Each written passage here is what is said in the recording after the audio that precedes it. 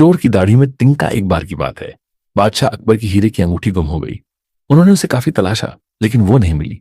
उन्होंने इस बात का जिक्र बीरबल से किया तो बीरबल ने पूछा, हुजूर, क्या आपको याद है कि आपने वो अंगूठी कहाँ उतारी थी? कुछ देर सोचने के बाद अकबर ने जवाब दिया, हराने जाने के पहले मैंने वो अंगूठी उठाकर पलंग के पास रखे संदूक में रख दी थी। नहाकर आने के बाद मैंने देखा कि अंगूठी गायब है। हुजूर, तब तो हमें संदूक सहित इस पूरे कमरे की अच्छी तरह तलाशी लेनी चाहिए। अंगूठी यहीं कहीं होगी।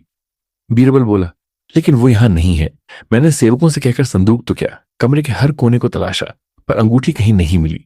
अकबर ने कहा, तब तो आपकी अंगूठी गुमी नहीं है हुजूर, चोरी हुई है, और चोर आपके सेवकों में से ही कोई एक है। आप इस कमरे की साफ सफाई करने वाले सेवकों को बुलवाइए। अकबर ने सभी साफ सफाई करने वाले सेवकों को बुलवा लिया।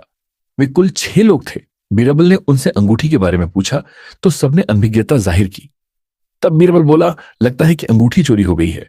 बादशाह सलामत ने अंगूठी संदूक में रखी थी, इसलिए अब संदूक ही बताएगा कि चोर कौन है।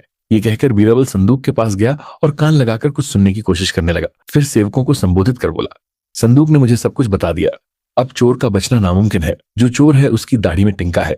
ये सुनना था कि 6 सेवकों में से एक नया नजरें बचाते हुए अपनी दाढ़ी पर हाथ फिराया। बीरबल की नजर ने उसे ऐसा करते देख लिया। उसने फौरन उस सेवक को गिरफ्तार करने का आदेश दे दिया। कड़ाई से पूछताछ करने पर उस सेवक ने सच उगलकर अपना दोष स्वीकार कर लिया। बादशाह को बीरबल की अक्लमंदी से अपनी अंगूठी वापस मिल गई।